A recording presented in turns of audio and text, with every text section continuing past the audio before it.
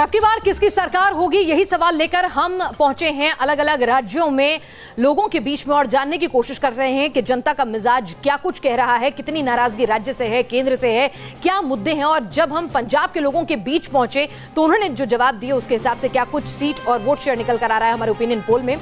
BJP और श्रोमणी अकाली दल को 32% vote मिल सकते हैं, कांग्रेस को भी 32% वोट मिल सकते हैं, बराबर रहेगा वोट शेयर। आपके वोट शेयर में घाटा हुआ है लगभग 7% का, 19% पर आकर वो ठहर रहे हैं और अन्य के खाते में 7% वोट जा सकते हैं।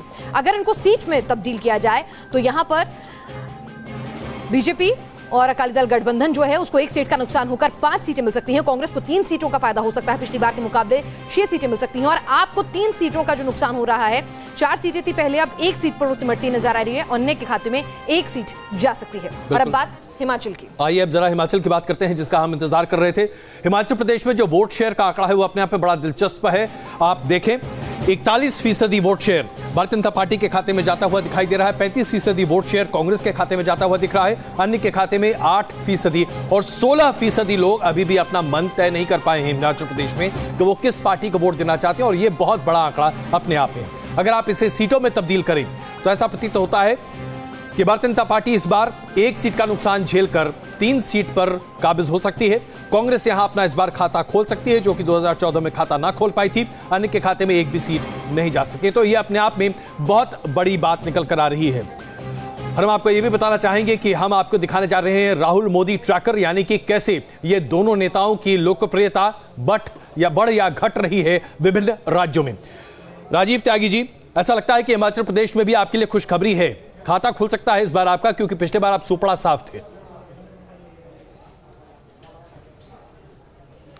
देखिए, मैंने एक बात कहना चाहूंगा बहुत स्पष्ट अजय जी, कि जम्मू कश्मीर से लेकर मध्य प्रदेश तक और इधर आप अगर देखेंगे महाराष्ट्र और गुजरात से लेकर बिहार तक 327 लोकसभा की सीटें हैं। इनमें भारतीय जनता पार्टी ने 2014 में 247 सीट प्राप्त की थी और हमने कुल 13 सीट प्राप्त की थी। हमने जिस तरह से हिंदी हार्टलैंड के 3 राज्यों में जगह बनाई, जिस तरह से हृदय से पूरे शरीर में रक्त संचार होता है, ठीक उसी तरह से मध्य प्रदेश को देश का दिल माना जाता है। दिल में जब हमें जगह मिल गई कांग्रेस पार्टी को, तो निश्चित रूप से हम पूरे देश में ही हम फैलने का काम करेंगे और पूरे देश को बेहतर करने का कार्य करेंगे। हमने हमेशा मैनिफेस्टो और मुद्दा आधारित राजनीति करने का कार्य किया। हम हमेशा मैनिफेस्टो पे डिबेट चाहते हैं। भारतीय जनता पार्टी भावनात्मक सॉल्व कर पाई है और देश के मुद्दों को सॉल्व कर पाई है। जी प्रेम शुक्ला जी प्लीज। देखिए, सपने देखना उनका संवैधानिक अधिकार है। अंगूर खट्टे तो लोग चाहते हैं कि झूठ के विश्वविद्यालय से बहुत आपके लिए बोला और वो सारे झूठों का जो है पर्दाफाश हो चुका है। राहुल गांधी चुनाव हारेंगे और एक बार फिर से जो है उनको नानी के घर याद आएगा। इसे किसी प्रकार का, और अभी आप जो हिमाचल का आंकड़ा बता रहे हैं, जब दोनों के बीच में 8% वोट का अंतर है, ये अपने आप में बताते हैं एक जो है आधा फीसदी वोट के अंतर से तो हम मध्य प्रदेश में 10 सीटों का अंतर आ गया हमारे, और राजस्थान में जो है आधा फीसदी वोट बढ़ गया, तो ये कई 20-22 सीटें हम ज्यादा पा गए और हम मध्य प्रदेश में से अधिक वोट पाकर भी जो है सीटें कम पाए। तो ऐसी चीजें 8% अधिक वोट पाएंगे तो ये कोई सीट वहाँ खाता खुल पाएगा, इसमें कोई संभव। दूसरी बात, अभी भी अनडिसाइडेड वोटर्स की बड़ी संख्या है। ऐसी स्थिति में जब चुनाव का आपने जब भी देखा, चाहे विधानसभा का चुनाव चाहे लोकसभा चुनाव, जब आदरणीय मोदी जी चुनाव बचाव अभियान में उतरते हैं तो बड़े पैमाने पर फ्रेंच सीटर वोटर जो है भारतीय जनता पार्टी की तरफ आता है। तो इन दोनों स्थितियों में इनके लिए जो है हिमाचल प्रदेश में ख्याली पुलाव पकाने के अलावा कुछ मिलता मुझे नहीं दिखाई देता। राजीव जी एक बहुत छोटा सा जवाब दीजिए, उसका संजीव जी के पास हम चल रहे हैं। राजीव जी प्लीज, बहुत छोटा जवाब, 30 सेकेंड। तुम क्यों बार बार सीबीआई चीफ को हटा रहे हो? क्या घोटाला किया हो जिसको तुम छुपा रहे हो? तो माय डियर फ्रेंड, अंगूर खट्टे हैं आपके लिए, क्योंकि आपने ना तो भावनात्मक मुद्दों पे कोई जवाब दिया। देखिए, मैं बीच में नहीं बोला था आपके पंडित जी अजय जी की डिबेट है, अजय जी की डिबेट है। इसलिए मैं कह रहा हूँ भ्रष्टाचार, प्लीज हम लोग मर्यादा बनाए तो बेहतर है। क्यों सुर मिला रहे हो? देखिए पंडित जी देखिए, अगर भ्रष्टाचार नहीं हुआ है तो आप निश्चित रूप से जुगलबंदी में आपका सानी नहीं, और वाकई में आप दोनों का पहली बात मैं वाकई में तहे दिल से शुक्रिया करता हूँ। जबरदस्त आप लोग जुगलबंदी कर सकते हैं। जो फसल आइए संजीव जी के पास चलते हैं। जी संजीव जी बिल्कुल संजीव जी, आपने हमारा ओपिनियन पोल देखा, यहाँ पर कांग्रेस को सिर्फ एक सीट जो है वो मिलती हुई नजर आ रही है कि बहुत ज्यादा वहां पर बीजेपी को नुकसान कर पाए कांग्रेस, जैसा कि वो दावा कर रही है, ऐसा लगता नहीं हिमाचल में।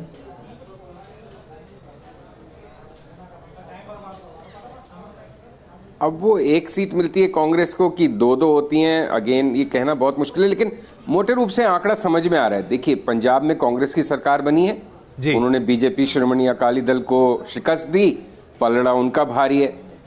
हिमाचल प्रदेश में वीरभद्र सिंह की कांग्रेस सरकार थी, वो हारी है, दूसरा बीजेपी की सरकार वहां बनी है। निश्चित रूप से बाय एंड लार्ज, जैसे हम बाकी स्टेट्स में जो आप आगे बढ़ेंगे, जहां जहां जिसकी हाल में चुनाव होकर पिछले 1-2 साल में सरकारें बदली हैं, अमूमन उसी दल को लाभ रहता है, तो बीजेपी को लाभ रहेगा। लेकिन मैं, जो अजय ने भी जैसे कहा था अभी कि इतना बड़ा आंकड़ा है 16% का अनडिसाइडेड, वो जरूर एक महत्वपूर्ण इंडिकेटर है। लेकिन उसमें भी प्रेम शुक्ला की बात सही थी। मैं बीजेपी का आमतौर पर समर्थन नहीं करता कि जो एन मूवमेंट पे अनडिसाइडेड फ्लोटर वोटर को स्वे करने की या प्रभावित करने की या अपने पक्ष में खींचने की क्षमता फिलहाल अब तक के चुनाव में तो मोदी जी की ज्यादा दिखी है। बिल्कुल, हालांकि राजस्थान में ऐसे आंकड़े बता रहे हैं कि जहां मोदी जी की क्षमता पर बहुत कुछ निर्भर करेगा। संजीव जी जिस तरह से कह रहे हैं, जो कांट से मान के चलेंगे कि अभी भी जी बिल्कुल उन कांट से जो है वो उनकी तादाद अच्छी खासी है, क्योंकि हिमाचल में तो बहुत कुछ उस पर भी निर्भर करेगा और ये काबिलियत मोदी जी में है। लेकिन क्या मोदी जी का जो जलवा है वो अभी भी वैसा ही बरकरार है, या फिर 3 राज्यों में जीत के बाद राहुल ने अपने कद में कुछ ना कुछ बढ़ोतरी की है, लोगों के दिलों में जगह बनाई है? इसी को ट्रैक करते हैं अपने पीएम ट्रैकर के जरिए।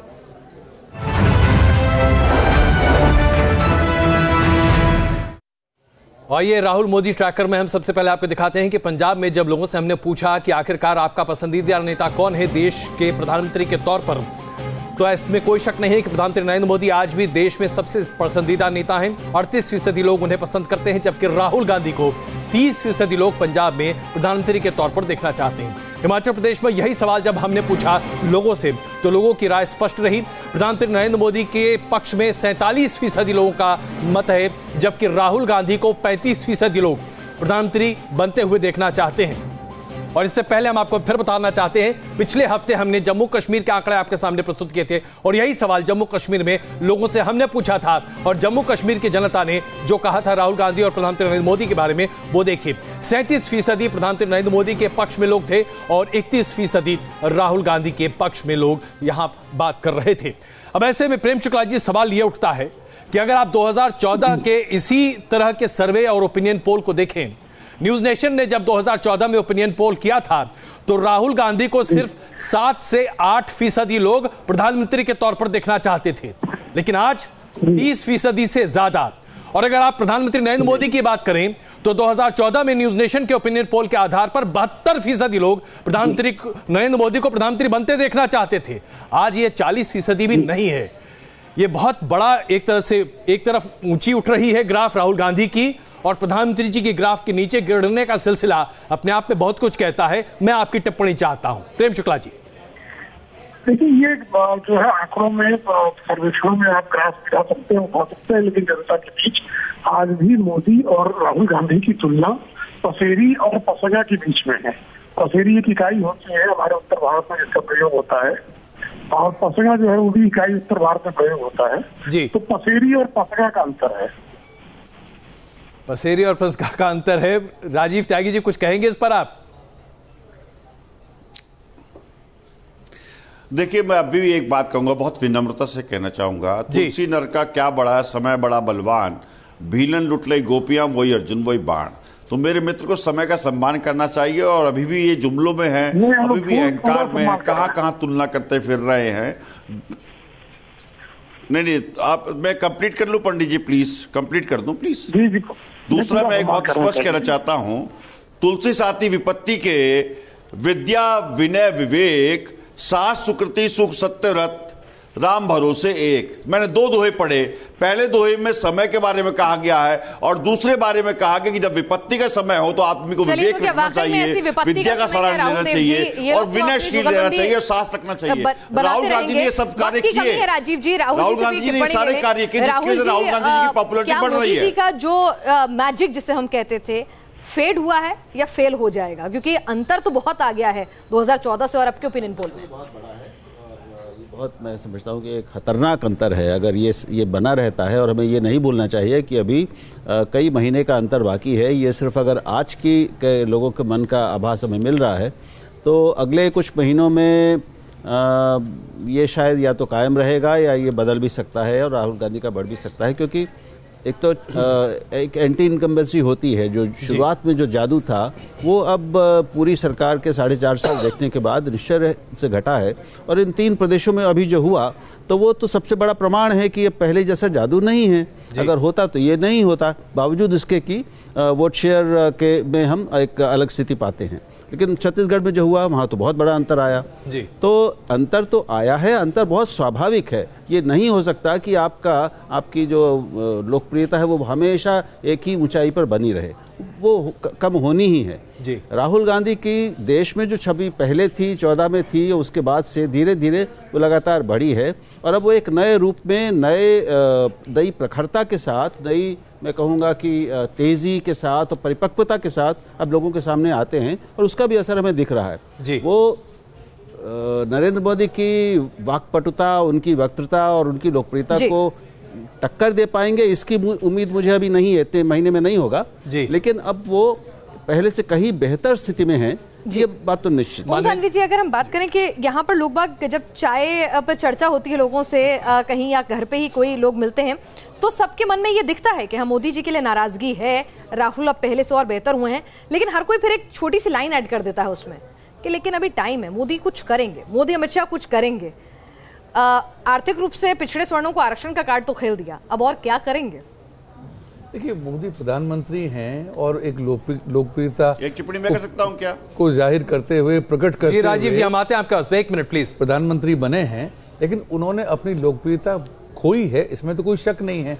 और इसलिए खोई है, उनकी वक्तृता अभी भी वही है, बोलने का अंदाज, शब्दावली, लेकिन जो काम सरकार का है उसमें वो विफल साबित हुए हैं। लोकप्रियता इसलिए गिर रही है।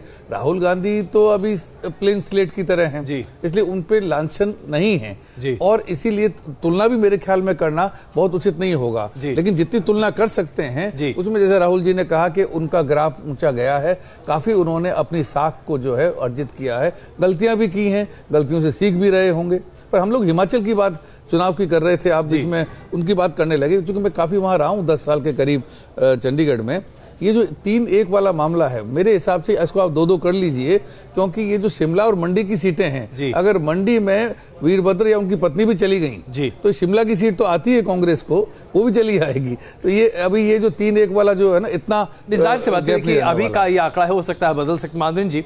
लेकिन अगर हम इस बात को समझें कि आज से 2 साल पहले तक राहुल गांधी 10 से 15% लोगों की पसंद हुआ करते थे। पिछले 3 से 4 महीने में राहुल गांधी तकरीबन 30 से 35% लोगों की पसंद होने लगे हैं। यह अपने आप में बहुत बड़े एक चेंज को अवतरित कर रहा है। क्या वाकई में लोगों का विश्वास राहुल गांधी पर बढ़ रहा है? क्योंकि इसका जवाब आपके देने के बाद मुझे लगता है कि त्यागी जी देना पसंद करेंगे। मानवेंद्र जी, मुझे दोनों बातें हो रही हैं। एक जो कहावत हिंदुस्तान में है कि जैसे हाड़ी काट की चढ़े न तू जो बार, ये जो जुमला वाला मामला हो गया है, उससे भी इनकी लोकप्रियता घटी है और जो घटती है ओब्वियसली उधर बढ़ रही है। लोगों को राहुल गांधी में विश्वसनीयता अब ज़्यादा दिख रही है जी। ये लगता है कि कमज़ोर है, बच्चा है, सारी बातें लोग कहते हैं, लेकिन उन्हें लगता है कि आदमी ईमानदार लगता है। दूसरी तरफ इनकी तरफ ये हो गया कि जुमलेबाज लोग हैं, तरह तरह का तिकड़म लगा रहे हैं, नई नई चीज़ें ला रहे हैं। ये एक तरह से अभी और बढ़ेगा। ये जो अभी आरक्षण वाला मामला आया है, इसमें भी लोगों को साफ लग रहा है कि इस वक्त लाने का मतलब क्या है। भारतीय जनता काफ़ी समझदार है इस मायने में, उनको मालूम है कि चुनाव के आसपास जब कोई काम करते हैं उससे क्या परिणाम निकलता है। राजीव जी, मैं क्षमा चाहता हूं, मैं वक्त की कमी की वजह से रोक रहा हूं। राजीव जी, एक छोटा जवाब, उसका प्रेम शुक्ला जी का अंतिम जवाब इस पर होगा। राजीव जी, देखिए, बहुत एक सत्य बात मैं कहना चाहता हूं। कांग्रेस पार्टी जिस तरह से राहुल गांधी जी के नेतृत्व में सत्य की चीजें कर रही है और राहुल गांधी सत्य बोल रहे हैं, झूठ एकदम से बहुत तेजी से फैलता है, जुमला एकदम से तेजी से फैलता है। 2014 में हमने देखा भारतीय जनता पार्टी ने अनेकों वादे किए, लेकिन उन्होंने कोई भी वादा पूरा नहीं किया। राहुल गांधी जी उसको पिन पॉइंट कर रहे हैं और अपना एक विजन भी साथ साथ बता रहे हैं। जब राहुल गांधी जी कहते हैं कि मैं किसान को बेहतर तरीके से ऋण माफी एक समाधान है, पूर्ण सॉल्यूशन नहीं है। वो पूर्ण सॉल्यूशन कभी नहीं मानते कांग्रेस उसको। हम ये मानते हैं किसान को और बेहतर करने की जरूरत है। और राहुल गांधी जी ने जिस तरह से पूरे देश में दो बिरादरी बनाई है, पहली बिरादरी किसान बिरादरी, दूसरी बिरादरी युवा बिरादरी, तो दोनों बिरादरियों को लेकर के वो संजीदा हैं। वो चाहते हैं किसान और बेहतर करे और बेहतर उसकी व्यवस्थाएं होनी चाहिए, बेहतर तरीके से आर्थिक रूप से सक्षम होना चाहिए और नौजवान को रोजगार मिलना चाहिए। क्या ये सत्य नहीं कि CMI के आंकड़े के हिसाब से देश में बेरोजगारी दर 7.38% बढ़ गई है? आज ही सरकार के आंकड़े हैं कि IIP इंडस्ट्रियल इंडेक्स प्रोडक्शन जो है वो घट गया है और वो 0.5 पे पहुंच गया, चिंता का विषय है। फिर चाहे हम शीला दीक्षित की बात कर लें या फिर हम कमलनाथ की बात कर लें, तो आपको युवा भागीदारी पसंद आती है, लेकिन कुछ देखिए अनुभव और जोश का समावेश होना चाहिए। पेनाथ जी बिल्कुल। आइए प्रेम शुक्ला जी, आपकी आखिरी टिप्पणी आखिर का। जी प्रेम शुक्ला जी प्लीज।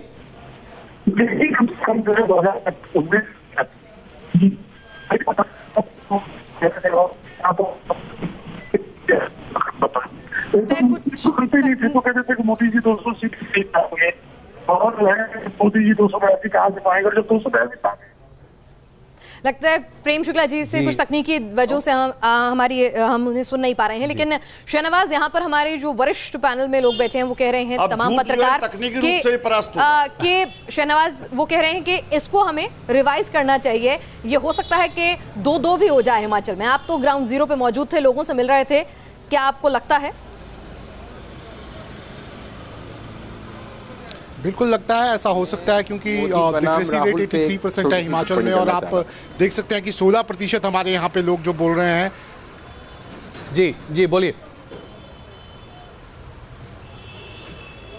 देखिए अजय जी, लिटरेसी रेट हिमाचल में 83% है और 16% लोग हमारे उसमें ही बोल रहे हैं कि वो अभी अनडिसाइडेड है। और जो हमने बात भी की है वहाँ पे नौजवानों से, लोगों से, उनका साफ कहना है कि अभी अनडिसाइडेड है। हिमाचल में लोग जो हैं वो मुद्दों के आधार पे वोट देते हैं। ज़रूर नरेंद्र मोदी का चेहरा वहाँ पर एक बड़ा चेहरा, अच्छा चेहरा अभी भी है, लेकिन लोगों का साफ कहना था कि मुद्दों के आधार पर वो वोट देंगे। और जो छोटी योजनाएं नरेंद्र मोदी ने शुरू की थी, चाहे वो उज्ज्वला योजना हो या बीमा योजना हो, उसका फायदा पहाड़ी इलाकों में हुआ है और उसका फायदा यहां पे नरेंद्र मोदी को जरूर मिलेगा। बिल्कुल। एक आखिरी, संजीव जी आप कुछ कहना चाह रहे थे, मेरे पास वक्त बहुत कम है, सिर्फ 30 सेकंड में प्लीज अपनी बात कहें।